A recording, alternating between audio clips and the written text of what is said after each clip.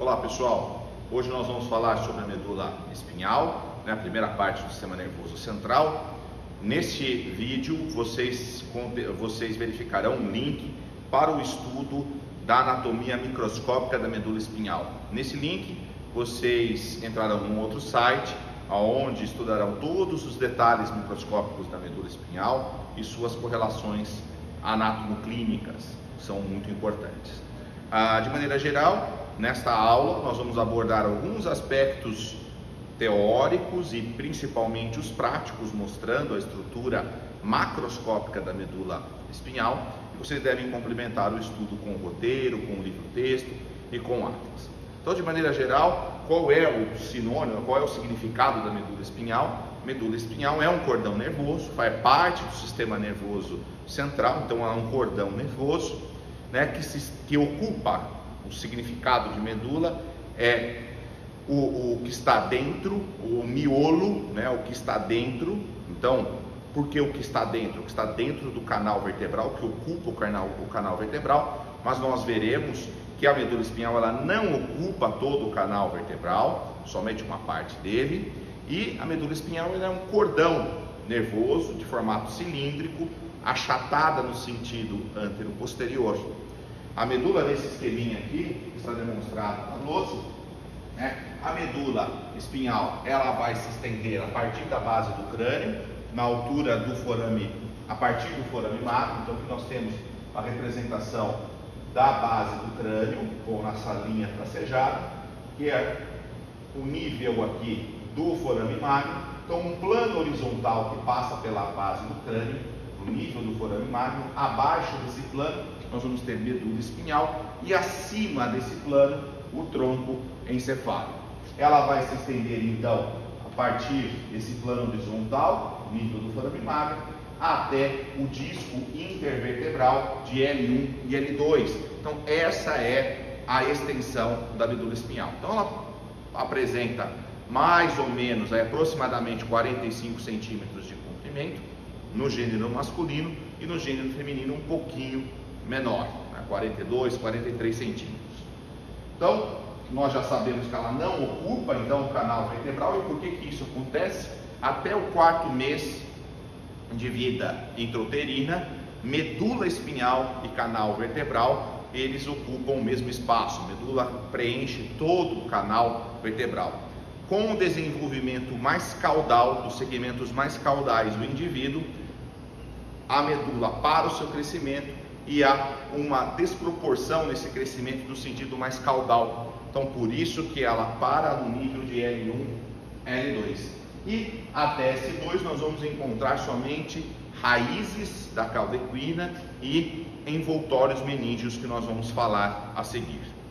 Se nós observarmos nesse esqueminha aqui, observando a medula, então eu disse que ela é achatada no sentido antero-posterior, mas ela não é uniforme ao longo de toda a sua extensão. Ela apresenta duas dilatações, que nós chamamos de intumescências ou dilatações. A intumescência cervical e a intumescência lombar. E qual que é a importância destas dilatações? Nestes pontos nós vamos encontrar as raízes que vão compor os nervos que formam o plexo braquial, na intumescência cervical, e na intumescência lombar, as raízes que irão constituir o plexo lombosacral, que nós vamos falar à distância. É dilatado também porque nesta região, microscopicamente, nós vamos encontrar mais corpos de neurônios, neurônios motores e os seus filamentos, que vão dar origem às raízes que vão compor os nervos que formam o plexo braquial e o plexo lombosacral. No finalzinho, próximo aqui da altura, no final da medula, nós temos uma região que nós chamamos de cone medular. Esse ponto é o ponto que nós chamamos da região do cone medular, onde nós vamos encontrar os últimos segmentos medulares. Então, os segmentos medulares sacrais constituem aqui o cone medular, e depois nós vamos observar lateralmente ao cone medular estas raízes mais apinhadas, que recebem o nome de cauda equina.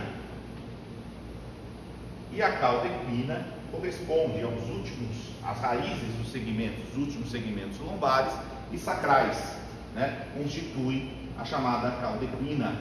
Tem um trajeto, né, inferior, né, e lembra a uma crina de cavalo. E na parte final do cone, nós temos uma projeção, né, principalmente da aracnoide, de uma meninge que reveste, né, a medula, o tecido nervoso. A aracnoide, ela se afila e forma o que nós chamamos de filamento terminal. O filamento terminal recebe projeções também da dura mater. E o filamento terminal, ele passa pelo hiato sacral e vai se fixar lá no cóccix, onde nós vamos mostrar para vocês, tá certo? Então, a extensão da medula, 45 centímetros de comprimento, mais ou menos, se estende desse plano horizontal e passa pela base do crânio, na altura, no nível do forame magno, se estende até o disco intervertebral de L1 e L2, ponto de referência anatômico. Se nós palparmos, traçarmos uma linha horizontal, unindo as espinhas ilíacas pósteros superiores, então, unindo as espinhas ilíacas pósteros superiores, nós vamos estar no nível do disco de L1, L2, e esse é o ponto de referência importante para fazer as anestesias, tanto a peridural quanto a raquianestesia, tá certo? Bom, se nós observarmos agora um corte microscópico da medula espinhal, nós vamos observar, né, dois pontos importantes, conceitos importantes. Conceito que nós temos de substância branca e substância cinzenta. Isso vocês devem estudar no texto de vocês. Na parte histológica também vocês verão muito isso. O que é substância cinzenta? Substância cinzenta é o local onde nós encontramos corpos de neurônios e fibras amielínicas. E substância branca é a região onde nós vamos encontrar as fibras mielinizadas. Nós não vamos encontrar corpos de neurônios como os constituintes da substância branca, tá certo? Então, na medula espinhal, a substância cinzenta, ela é central. Então, substância cinzenta que contém corpos de neurônios. Então, ela tem uma posição central. E a substância branca, onde estou passando aqui o bastão, é a parte periférica. Isso vai invertendo, vai se modificando quando nós vamos atingindo níveis mais superiores, no tronco encefálico, no diencéfalo e no telencéfalo. Mas na medula, a substância cinzenta, ela ocupa uma parte central no órgão. E a substância branca, ela é periférica. Muito bem. A medula espinhal, esse cordão cilíndrico, ele não é liso, ele apresenta sulcos ao longo de toda a sua extensão, sulcos e fissuras, que nós vamos detalhar agora para vocês. Então, nesse corte transversal, a orientação que nós temos do corte, então essa região aqui é anterior, esta é a posterior, e anteriormente nós vamos encontrar aqui uma indentação bastante pronunciada, que é a chamada fissura mediana anterior. Lateralmente, nós vamos encontrar um sulco, que é o sulco lateral anterior, então um de cada lado aqui. Então, os sulcos laterais anteriores, né, à direita e à esquerda. Posteriormente, nós vamos encontrar o sulco lateral posterior e o sulco mediano posterior. Então, sulco mediano posterior, essa pequena aqui indentação, é bem mais raso do que a fissura, que é mais profunda. Então, sulco mediano posterior, sulco lateral posterior, sulco lateral anterior, que é a fissura mediana anterior. Então, esses sulcos e fissuras percorrem a medula espinhal em toda a sua extensão, certo? Já algumas considerações nós temos que fazer agora em relação à substância cinzenta. A substância cinzenta da medula, nós temos uma parte central da substância cinzenta, que é essa daqui, eu vou traçar uma linha, que é a substância cinzenta intermédia, e a partir desta haste nós temos duas colunas anteriores, duas colunas posteriores, né? Então nós temos colunas ou corpos, que nós chamamos, coluna anterior, coluna posterior, e aqui a substância cinzenta intermédia, onde nós vamos encontrar uma pequena abertura, né, onde corre o líquor nesse ponto, tá certo? Na coluna anterior, qual que é a grande característica da coluna anterior? A coluna anterior, se nós observarmos neste esqueminha aqui, ela é muito mais dilatada do que a coluna posterior. Qual é a explicação para isso? A coluna anterior, principalmente na região dos segmentos cervicais, nos segmentos medulares cervicais, né? E também nos lombares e sacrais, a coluna anterior ela é muito mais dilatada. Por quê? Porque na coluna anterior nós vamos encontrar os corpos dos neurônios motores, ou dos motoneurônios. Então, na região do bordo anterior, nós vamos encontrar os corpos celulares dos neurônios motores, tá certo? Esses neurônios motores, eles vão emitir os seus prolongamentos, né? E esses prolongamentos aqui, eles vão atingir a substância branca. E esses filamentos aqui, dos corpos de neurônios que estão na coluna anterior, eles passam aqui pelo sulco lateral anterior. E aí nós temos um ponto de referência anatômico importante. No sulco lateral anterior, nós vamos encontrar os filamentos radiculares que vão formar a raiz ventral do nervo espinhal, que vocês devem estudar sobre o sistema nervoso periférico e ver a formação do sistema nervoso periférico. Então, a partir do sulco lateral anterior, nós vamos encontrar os filamentos, né? Os filamentos radiculares que vão formar as raízes ventrais, a raiz ventral do nervo espinhal, certo? Muito bem. Já na coluna posterior, nós vamos encontrar alguns neurônios que estão relacionados apenas com um ponto de sináptico, principalmente no controle da dor na coluna posterior. Aqui, a coluna posterior, ela é sensitiva, né? A parte da coluna anterior, ela é motora. Então, aqui onde nós temos as nossas eferências, e as aferências que chegam para a medula passam aqui pela coluna posterior, faz um ponto sináptico e ascendem para os níveis superiores, certo? Então, já nessa região, nós temos da coluna posterior, nós temos que lembrar novamente do nosso formação do nervo espinhal. Lembrem-se que nós tínhamos aqui o gânglio sensitivo da raiz dorsal, e no gânglio sensitivo da raiz dorsal, nós vamos ter o corpo do neurônio sensitivo, que tem um prolongamento periférico e um prolongamento central, então o neurônio pseudo-unipolar, e um prolongamento central que vai penetrar aqui na coluna posterior, passa pelo sulco lateral posterior. Se nós lembrarmos, o nervo espinhal, ele é constituído por uma raiz ventral motora e uma raiz dorsal que é sensitiva. Então a raiz dorsal do nervo espinhal passa pelo sulco lateral posterior. Então os filamentos desse neurônio que está no gânglio da raiz dorsal, esses vários filamentos aqui passam pelo sulco lateral posterior, certo? Então a parte sensitiva, tudo bem? E se nós agora fizermos algumas considerações em relação à substância branca agora, a substância branca é dividida em algumas regiões. Quais são essas regiões? Entre a fissura mediana anterior, que é essa daqui, e o sulco lateral anterior, nós vamos encontrar o funículo anterior, tá? Funículo anterior. Então, entre a fissura mediana anterior e o sulco lateral anterior, nós vamos encontrar o funículo anterior, esta área aqui, certo?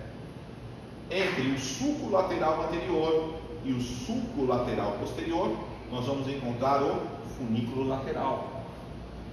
E entre o sulco lateral posterior e o sulco mediano posterior, nós vamos encontrar o funículo posterior. Isso é muito importante na região desses funículos, onde nós vamos encontrar os diferentes tratos que vão levar, né, informações de propriocepção, principalmente nessa região do funículo posterior. Então, propriocepção consciente, estereognosia, tato epicrítico discriminativo. Na região lateral, parte de temperatura, dor, né, as vias, né, espinocerebelares. E cada parte do funículo vocês deverão estudar, principalmente na parte microscópica, para saber a projeção dos tratos e fascículos que vão ocupar, né, essas regiões, vão ocupar na substância branca. Então, novamente, nós temos aqui funículo anterior, funículo lateral, funículo posterior. Nos segmentos cervicais, somente nos segmentos cervicais, nós vamos encontrar um outro sulco aqui, dividindo o funículo posterior em duas partes. É o sulco intermédio posterior que separa o funículo, que divide o funículo posterior em um fascículo, né, grácil, um fascículo cuneiforme. O que significa isso? Fascículo grácil, fascículo cuneiforme. O fascículo grácil é que vai trazer os impulsos, as aferências da parte inferior do tronco e dos membros inferiores. E o fascículo cuneiforme vai trazer as aferências da parte superior do tronco e dos membros superiores. Depois, nós vamos nos segmentos mais inferiores, do torácicos até os sacrais, nós não vamos encontrar o sulco intermédio posterior. O sulco intermédio posterior somente nos segmentos cervicais. E é muito importante nós fazermos essas considerações, porque é segmento medular, é diferente de vértebra, nós não podemos confundir isso. Segmento medular é a parte da medula espinhal que faz conexão com as raízes, com os filamentos radiculares que vão formar o nervo espinhal. Então, segmento medular é a região da medula espinhal na qual faz conexão com os filamentos radiculares que vão constituir o nervo espinhal. Então, não é a mesma coisa que vértebra. Então, nós temos 8 segmentos medulares cervicais, 12 segmentos medulares torácicos, 5 lombares, 5 sacrais e 1 coxígeo, que corresponde aí a 31 pares de nervos espinhais, certo? Então, não confundir segmento medular com vértebra, certo? Justamente porque existe essa desproporção entre medula e canal vertebral. Esse esqueminha que eu fiz aqui é só para vocês vão estudar na parte microscópica, tá certo? Isso é muito importante. Este segmento aqui é uma representação, esse segmento medular aqui, da região torácica, onde nós encontramos 3 colunas agora na substância cinzenta, coluna anterior, coluna posterior e uma lateral. Vejam que a coluna anterior e do segmento torácico é diferente do cervical e diferente do lombar. Ele é menor, a coluna anterior. Por quê? Porque nós não temos um grande acúmulo de corpos de neurônios motores nessa região, né? Nós só vamos encontrar os dos nervos intercostais, que vai formar os nervos intercostais, né? O corpo do neurônio motor aqui, nós temos poucos neurônios motores nessa região. Por isso a distinção aqui. Quanto maior a quantidade de motoneurônios, maior a quantidade de filamentos que vão formar raízes ventrais que formam, né, os nervos espinhais Então, por isso que nessa região da intumescência cervical, nós temos mais corpos de neurônios e filamentos que compõem os nervos do plexo braquial e do plexo lombosacral. Mas, voltando aqui para o segmento torácico, então uma coluna anterior menor em relação à cervical e à lombar, e existe essa coluna lateral. O que tem na coluna lateral? Na coluna lateral nós vamos encontrar o corpo de um neurônio que está relacionado ao sistema nervoso autônomo, tá certo? Então, aqui nós vamos encontrar o corpo do neurônio que participa, então, do sistema nervoso autônomo, tá certo? Então, essas considerações são extremamente importantes com relação à macroscopia da medula. Nós vamos mostrar agora na prática. Estudem a parte microscópica para complementar, né, todos os conceitos e todos os detalhes da medula espinhal. Bons estudos. Bom, pessoal, agora falando da parte prática da medula espinhal, então nós temos aqui o canal vertebral todo dissecado, expondo a medula espinhal, né? Aparentemente parece que ela ocupa todo o canal vertebral, mas isso não é verdade. Ela vai até nível de L1, L2, que nós vamos mostrar para vocês. Então aqui nós estamos na altura aqui, nesse ponto aqui que foi dissecado, vejam. Nós temos aqui a base do crânio, né? Aqui a altura do forame magno, onde eu estou passando a pinça. A partir deste plano horizontal aqui inferiormente, nós vamos ter a medula espinhal. Vejam ao longo do seu trajeto, está uma vista posterior, a dura mater aqui ela foi rebatida para poder expor a medula espinhal. Vejam aqui a face posterior da medula. Estas raízes que eu vou colocar agora muito delicadamente aqui, mostrar para vocês, são os filamentos radiculares que vão constituir aqui a raiz dorsal. Estão vendo? Ó? Essa parte aqui, né, são os filamentos da raiz dorsal. E anteriormente nós vamos encontrar aqui os da raiz ventral, tá? Ó, aqui da raiz dorsal. Então aqui é o sulco lateral posterior, aqui o sulco mediano posterior, nesse ponto aqui, sulco mediano posterior, sulco lateral posterior, que é as raízes posteriores, e aqui nós temos uma projeção da aracnoide, né, um ligamento chamado ligamento denticulado aqui. Depois nós vamos mostrar com mais detalhes. E agora puxando aqui as raízes aqui, os filamentos radiculares aqui que vão formar a raiz ventral do nervo espinhal, né, que fazem conexão com a medula no sulco lateral anterior. Então, sulco lateral posterior, que está aqui, raízes, né, os filamentos que formam a raiz posterior, e aqui os filamentos que vão formar a raiz ventral ou raiz anterior, tá certo? Vejam que a medula, ela não tem, né? Vejam que ela não é uniforme em toda a sua extensão. Vejam que aqui ela é mais afilada, e aqui nós temos essa dilatação, que aqui é a intumescência cervical, tá? Intumescência cervical. A intumescência cervical, ela vai se estender de C5, do segmento medular de C5 até T1, que corresponde às raízes do plexo braquial. E já nesta outra peça aqui, que eu vou demonstrar para vocês, vamos afastar um pouquinho aqui, nós vamos encontrar aqui a intumescência lombar, que ela vai se estender de T12 até S4. E vejam que interessante nesse ponto, vejam essas raízes mais apinhadas, que são as raízes, né, lombares e sacrais, né, que vão constituir nesse ponto aqui a chamada cauda equina, tá? E esse ponto aqui, que eu vou passar aqui a ponta para vocês, que é a região do cone medular, né? Essa região mais afilada da medula é o cone medular.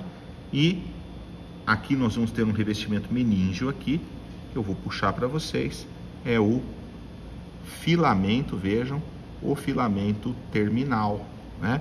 O filamento terminal vai receber prolongamentos da dura mater, e ele vai passar pelo hiato sacral e vai se fixar no cóccix, tá?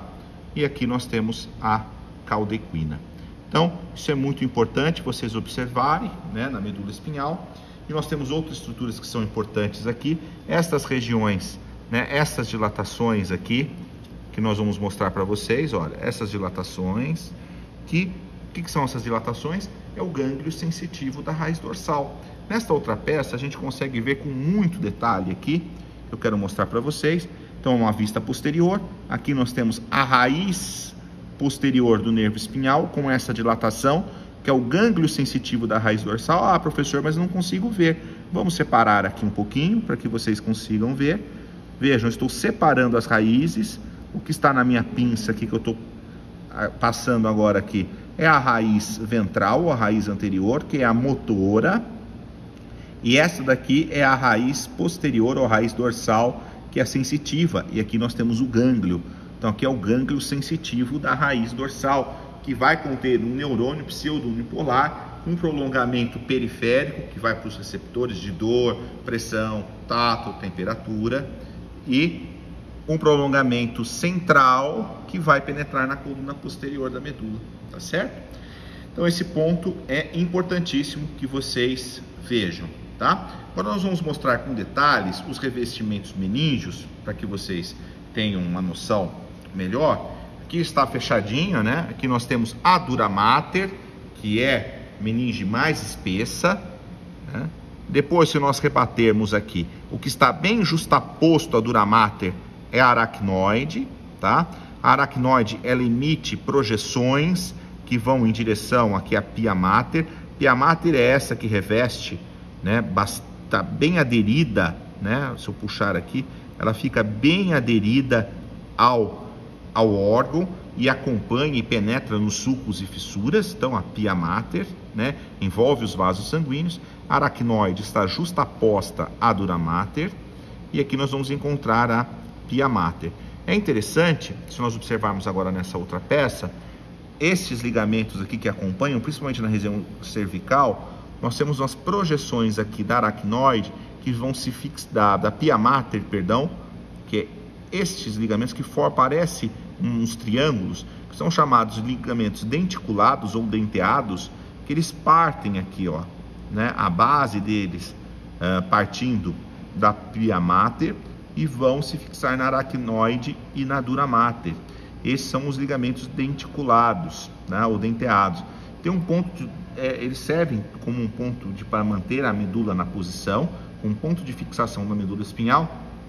E nos procedimentos de cordotomia, né, para o controle da dor, esses ligamentos denticulados servem como ponto de referência na cordotomia. Então é muito importante nós observarmos esses ligamentos denticulados ou ligamentos denteados.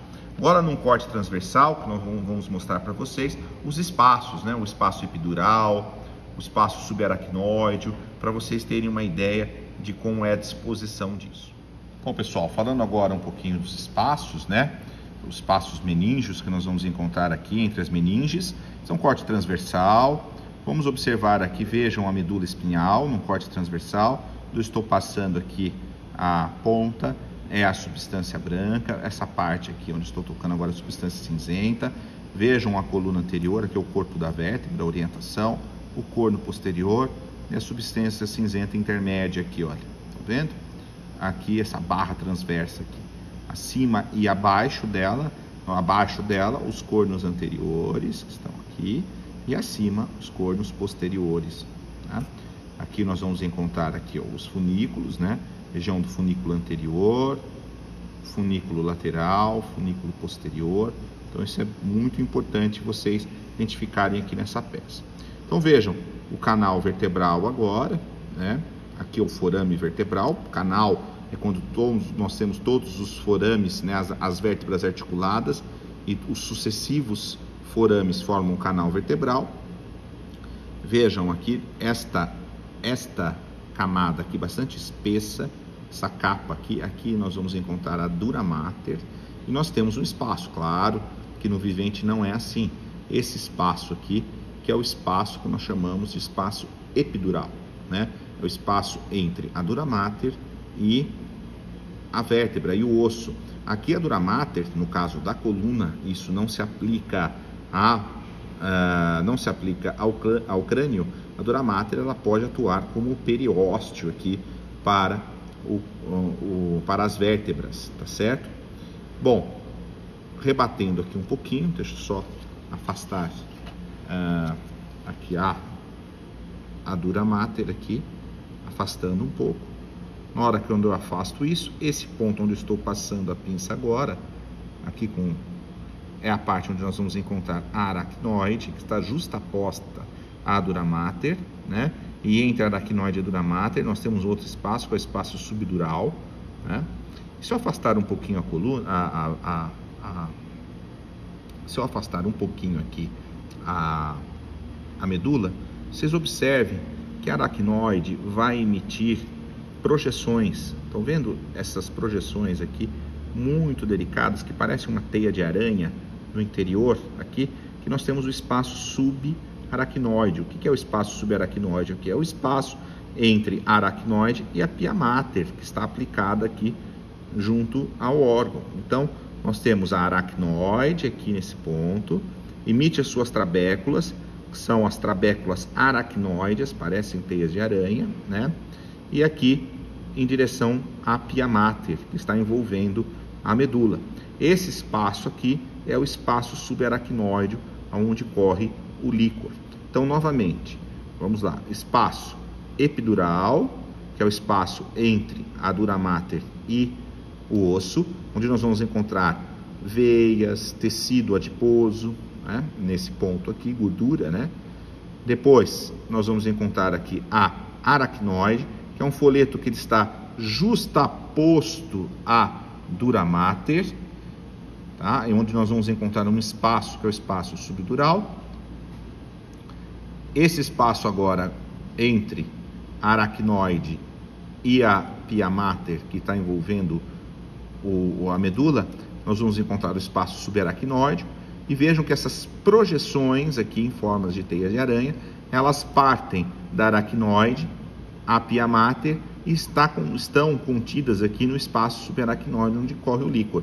É nesse ponto onde se faz a raquianestesia, tá certo? Então, só para vocês terem uma ideia aqui, então, desses espaços, desses envoltórios meníngeos, tá certo? E também, importante nós, vamos afastar aqui essa peça e demonstrarmos que o prolongamento da dura mater, ela vai em direção às raízes do nervo. Vejam que interessante aqui nesta peça, que os prolongamentos da dura mater, eles vão em direção às raízes do nervo espinhal e vão atuar como um epineuro, né, destas raízes. Então, a dura mater, ela vai, né, acompanhar, né, estas raízes. E para nós finalizarmos aqui o nosso estudo da medula espinhal, é muito importante, né? Nós estamos aqui, então, nesse ponto da medula, nós estamos em nível de L1, L2, e vejam que a partir de L1, abaixo de L2 aqui, nós só vamos ter o que nós chamamos de saco dural. O que é o saco dural?